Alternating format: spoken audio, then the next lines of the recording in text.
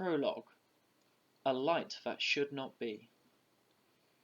Eras of history tend to end the same way they begin, with great violence. Hinnock. The light streamed through the shattered windows, the humongous tear along the wall, its glow unnatural and not of this world. Within the ruin of his home, Eric stared into the light. Though his wincing eyes found it painful, he could not look away. The scene beyond the radiance was as mesmerizing as it was terrible.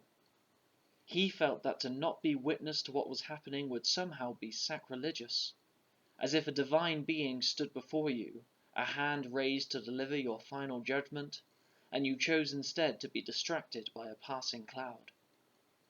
His apartment, the highest within a tenement upon one of Royal Assalan's eastern rises, permitted him a clear view.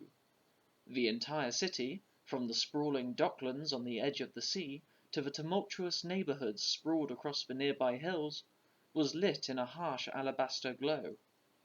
Evening approached, but it looked instead as if an otherworldly dawn was rising, out of place and out of time. At the centre of it all, a disaster unfurled. Eric stepped towards the gaping rupture in his apartment wall.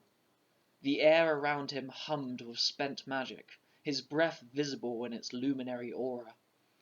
As the landscape clarified in his vision, he resisted the urge to fall to his knees in awe.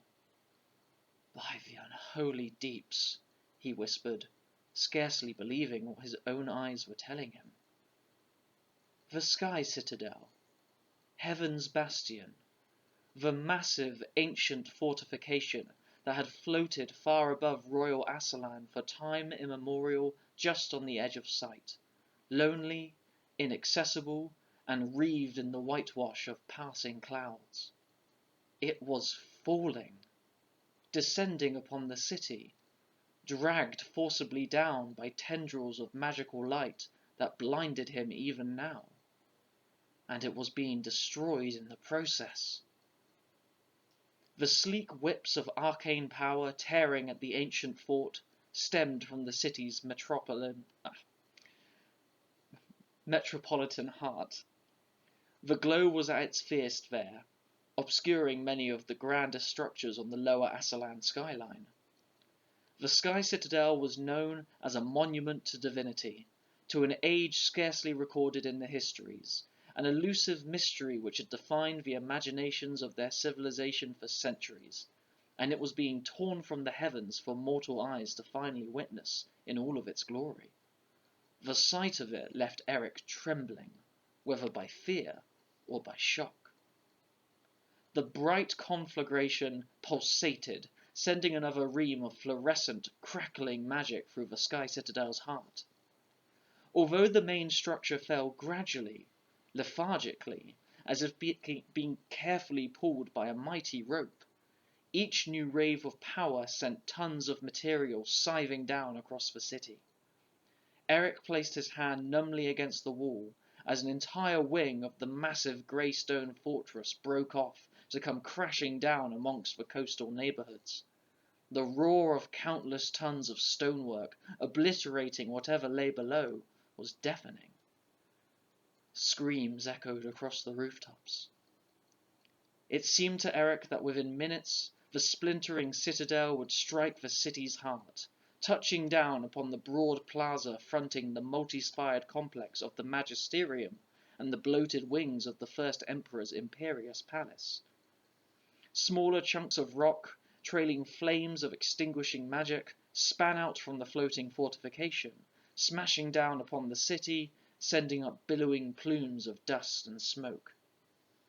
All the while as the fortress descended, the light pulsated, growing more fierce, searing the vista of Royal Assalan and rendering it both unknowable and ethereal. "My love," said Inara from behind him, her voice redolent with pain. "Come here, please." Eric dragged his gaze from the churning horizon. His wife was propped against the opposite wall, blood welling through the lacerations across her belly, and soaking through her clothes. Their eyes met. He approached, crouched down, and took her hand. Her every breath was a laboured effort. Inara had been in the room preparing a meal as the first eruption of magic had swept across the capital, as lashes of light had risen from the magisterium to ensnare the citadel and drag it unwillingly from the sky. From the adjacent room he had heard an almighty crash. In an instant the westward-facing wall of their home had blown inwards, filling the cramped space with a whirlwind of shrapnel and debris. It was through this rupture of mortar and masonry that Eric now watched the collapse of his world. Inara clutched at her wounds, teeth gritted with agony. Moments before, she had told him that she would be all right, to not worry. But in this, she was the expert, the soldier with a long history of doling out violence and receiving it in return for the sake of her country. Eric could only trust that she was telling him the truth, that he wasn't being spared the grim reality of her situation. He had no idea what else he could do for her. Her gaze held firmly, focused on him despite the pain. Eric had always admired her strength. He felt ashamed of how much more together she seemed in comparison to himself, despite her being the injured party. "The light is coming from the magisterium," he whispered. "S is in terrible danger." "She is also under the protection of some of the most capable practitioners in the world," said Inara in a low voice. "We have to trust them to keep her safe." "But she's right in the middle of it. I've got to get her out of there. I've got to—" "No!"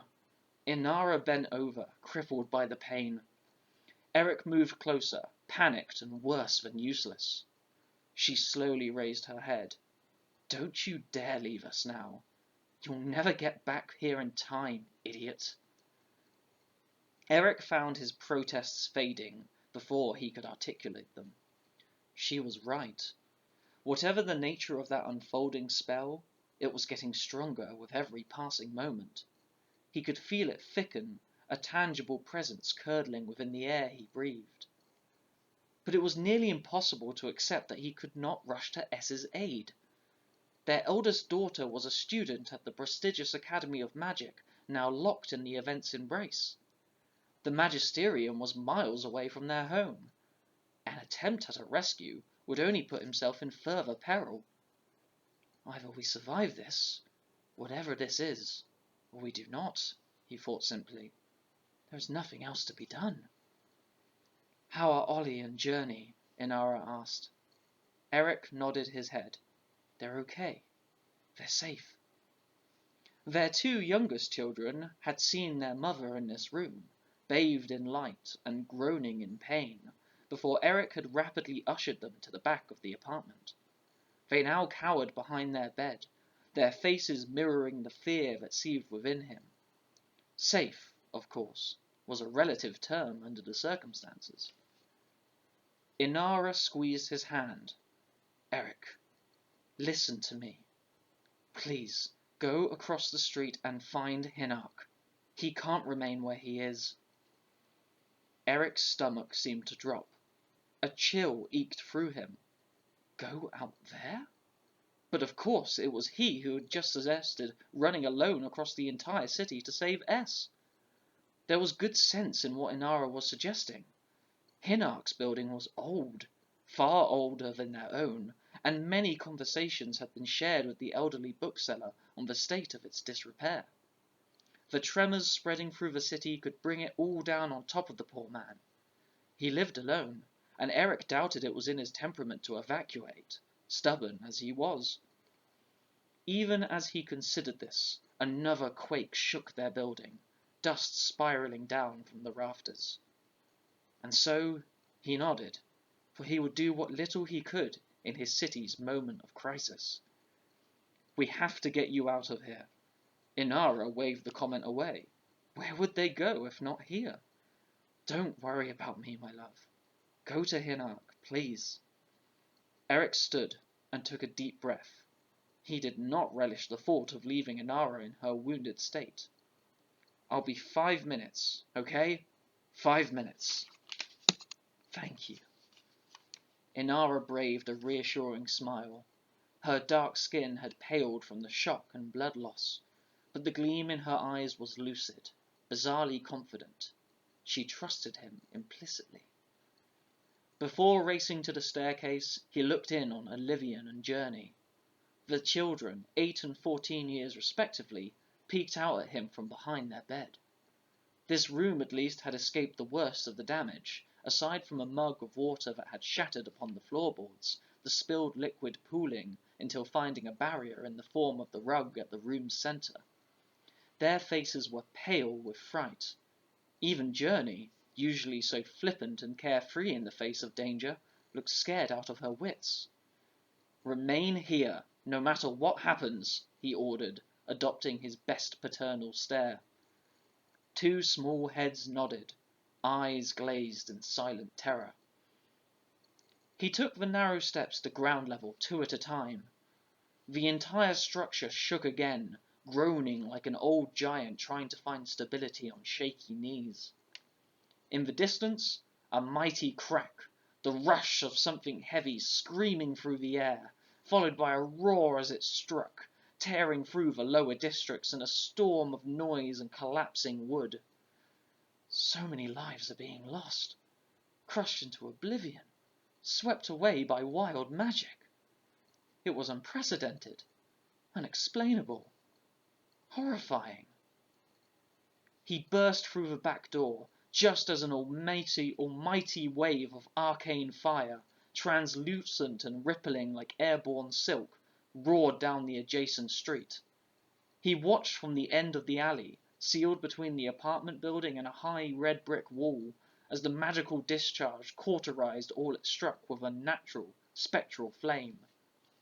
The backwash from the immense heat rushed over Eric, sending him stumbling away in blind panic. He threw himself against the brick, panting and coated in fresh sweat. The outpour of unbridled power could do more damage to the city than the collapse of the citadel itself. As he struggled to regain a sense of control, Eric watched in petrified horror as a man stumbled past the mouth of the alley. The stranger was entirely aflame, the fire burning a violent white.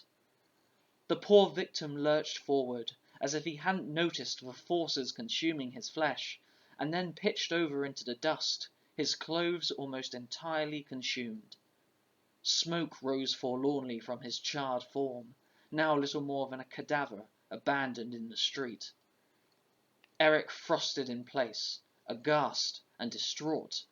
He wanted to bolt back inside, to get away from the energies devastating the city at random, but he had made a promise to Inara. She was being brave for him. He would be brave for her. Eric crossed to the corner and looked down the hill towards the centre of the city, aware that there was nothing he could do for the poor individual lying in the dust behind him. The sky citadel descended faster now, drawn inexorably towards the epicentre of the unravelling spell. But the sacred castle's fall remained unnaturally slow. Only the burning missiles of stone that escaped the swirling magic at a violent velocity fell like any other object usually would. Eric watched, heart pounding, as another wave of material crashed down, obliterating entire avenues in a storm of rising dust. The familiar street before him burned white in several places. A shattered cart and the sizzling remains of a pair of horses slumped forlornly amongst the rubble. Other corpses lay adrift across the ruin, their crumpled forms bathed in the piercing light. Men and women from every walk of city life imaginable fled up the hill towards him, some grievously wounded, smeared in blood and dirt.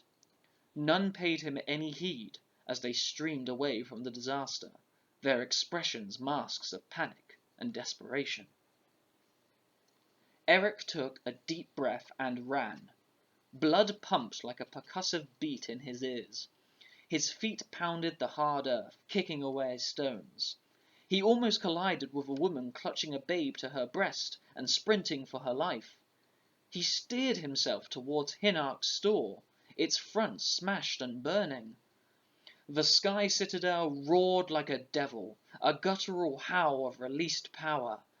And then another wave of shimmering magic careered down the street towards him, flinging skyward whatever it encountered in its path, and igniting the edifices of buildings. People screamed and fled into alleyways, or dived behind piles of rubble for any chance at succor.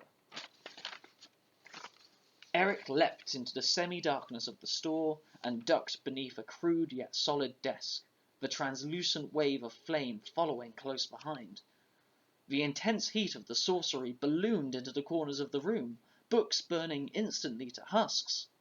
Eric clutched at himself, yelling at the top of his lungs in unrestrained terror. Then it was gone, extinguished, and Eric was still alive. He clambered to his feet, slipping on a sodden layer of devastated paper, and barreled towards the back of the store where a staircase led into the musty basement. He raced into the darkness, calling Hinark's name. The scene that awaited him in the storage library below was chaotic. Shelves of carefully curated tomes and scrolls now lay in ungainly heaps. Hinark stood amongst them, throwing his beloved collection about in a desperate search, though for precisely what Eric couldn't guess. Well built and tall in his youth, Hinark had the wiry build of a man whose strength and vigour had been sapped not by inactivity, but by the inevitability of age. His hair was mottled, his beard patchy and poorly tapered, and his leathery skin bore the hallmarks of a man who had spent many a long campaign marching beneath a ruthless, beating sun. "Hinark!" Eric cried. "This place isn't safe! You've got to come with me right now!" The old man didn't even glance in his direction. Eric leapt through the wreckage and grabbed him by the shoulders. Hinark shook him off with a violent shrug. "I must find it," Hinark growled. "I must!" He looked up at Eric with a scowl. "Well, don't just stand there, boy, help me!" "What you must do is come with me immediately," said Eric, deciding to ignore Hinark's comment about his apparent boyishness.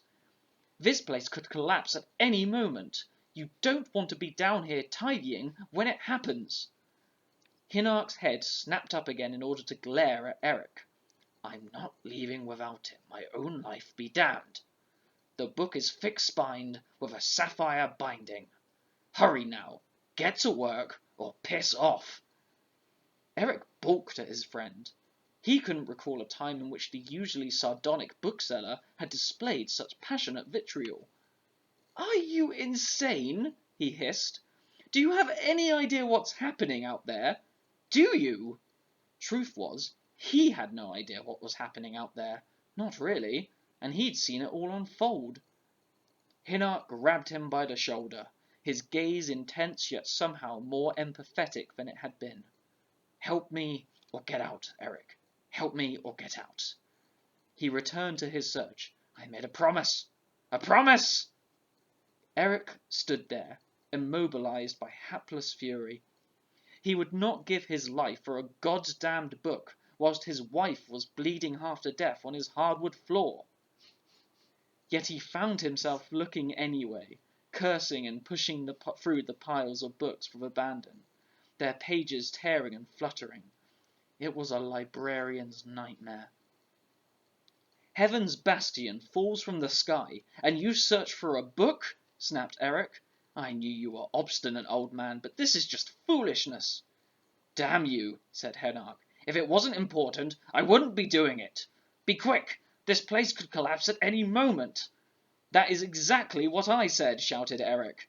He booted over another clump of literature with childish abandon, dust raining from the ceiling as his world shook again. His hand reached down to enclose around a weighty tome. Sapphire-coloured. The title scrawled in old-fashioned cursive. Epiphanies of Sky. A mealy-mouthed combination of words, Eric thought. A book concerning the nature of the citadel itself, perhaps. He held it up, as a boom rocked the timbers. "Is this it?" Hinark scowled and snatched the heavy book from Eric's hands with surprising deftness. "Well, Don't just stand there. Let's go. You don't say.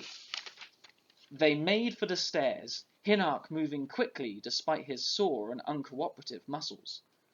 Once back upstairs, the old veteran paused, gaping at the scene on the other side of his desolate shop. The sorcerous fires burning indiscriminately amongst the fallen, the people scrambling for safety. Don't stop now, Eric barked, pushing past him and out onto the street, into a thick wall of sudden silence. Eric stumbled to a halt. It was too quiet. All the commotion and chaos had drained away in an instant. He looked about, confused, and was shocked to see that the citizens fleeing all around him had somehow frozen in place. Hair flew about them in immobile strands. Feet were lifted halfway off the ground. Even the tongues of the fires were still, ribbons of ashen smoke motionless in the air. Time appeared to have stopped entirely, isolating him in this catastrophic moment. Alarmed, Eric looked in the Sky Citadel's direction. It was close now, so very close to impacting the towers of the Magisterium, S's enigmatic Academy of Arcane Practice. But even the wounded fortress and all of its falling components had frozen in time, creating not a sound. Reams of gelatinous blue lightning surrounded the ancient structure, vivid and tangible, as though someone standing close enough could reach out and sweep their hand through the arcane discharge like it was the gleaming surface of a pond. Eric turned back to Hinark, only to discover that he too was locked in position as he clambered over the splintered remains of his storefront, his face screwed up in anguish. He heard footsteps behind him. Eric span around, hoping to see someone who could explain what on Ozan was happening. A man in a robe of simple grey cloth walked down the avenue, passing the statues of the escaping citizenry. He was a plain-looking man with an easy expression, strangely at peace with his surroundings. The tenements themselves seemed to lean over him like a proud honour guard as he made his lonely procession. Eric watched numbly as the stranger drew alongside him. Through the robe's hood, the man looked young, almost adolescent, shaven except for a thin shadow of growth around his jaw. His eyes were bright and sharp like those of an eager student. Eric looked into the blackness of the man's pupils and felt like he could fall into them forever, those wide, understanding eyes that somehow seemed to know him, and know him well. Eric stared at this newcomer, heart thudding wildly. The robed man reached out a hand and clasped Eric on the shoulder, as if he were an old friend. Then he smiled. It was a kind, generous expression. "I am sorry that it has to be you," he said in an accent unfamiliar to Eric. "It is not what I would have chosen, but, well, the privilege of choice has always lay outside of my grasp." "What is this?" breathed Eric, eyes wide in confusion. "Who are you?" The man's smile broadened. "Shouldn't you be running, Eric Valdan, cartographer of dreams?" An almighty boom. The world seemed to restart before his eyes. Eric was almost shoved to the ground as a man in guard uniform barged past him. It was only Hinark grabbing a hold of his vest that kept him uptight, so unbalanced as he was by the sudden momentum of everyone around him. "Go!" the old bookseller bellowed in his ear. Eric stumbled forward as a stray spear of arcane lightning scythed across the street, blowing masonry from buildings and sending the entirety of Hinark's store crashing down. The resulting storm of dust consumed them. The stranger was gone, consumed by the smoke. Eric choked on masonry dust as he guided Hinark across the avenue, down the alleyway, and into his tenement, sealing them in the gloom of momentary safety. They rose through the building, caked in filth, the citadel's dying screams tumultuous even here. Please be okay, Inara. Please be okay. He bolted into the apartment. He could barely speak for all the thick dust that has found its way into his mouth. He didn't dare call out her name. It was only now that he realized that he had been suppressing his full concern for his wife in the name of concentrating on Hinark.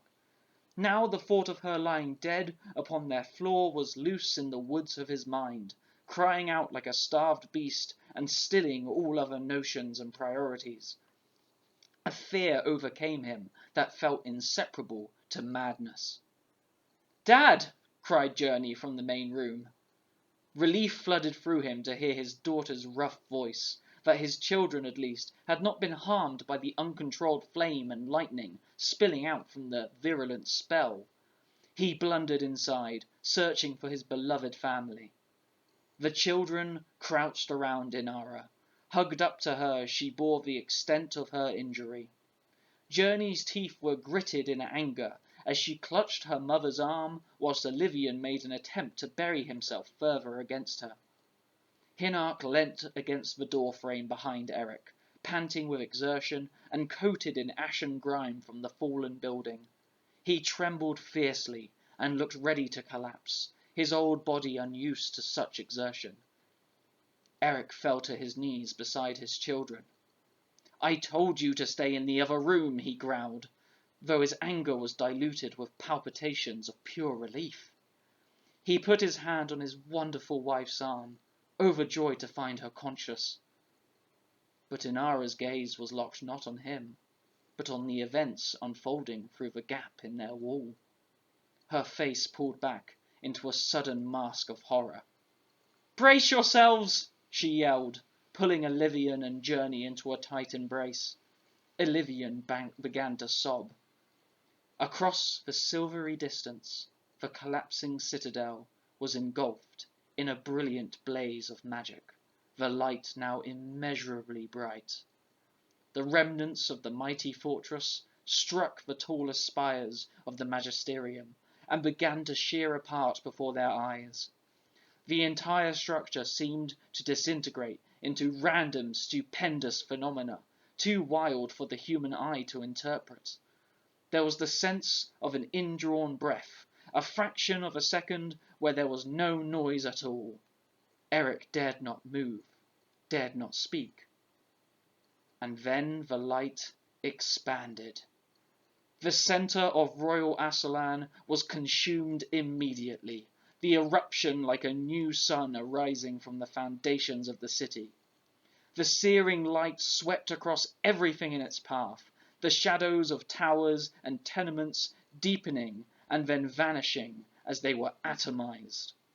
The blast soared towards them, disintegrating all that stood in its wake. There came a roar, like a terrible creature startling awake. The earth beneath the tenement trembled, split, groaned. Eric thought he saw something in the epicenter, a vast darkness unfurling, almost like the terrible wings of the Deep Lord. He shouted to his family, the words defeated by the noise. The words were, "I love you! I will always love..." The entire scene vanished in searing whiteness. The light struck. Pure, undiluted magic speared into the room, and Eric, Inara, Hinark, and their young family all came apart, down to the very cause of their being.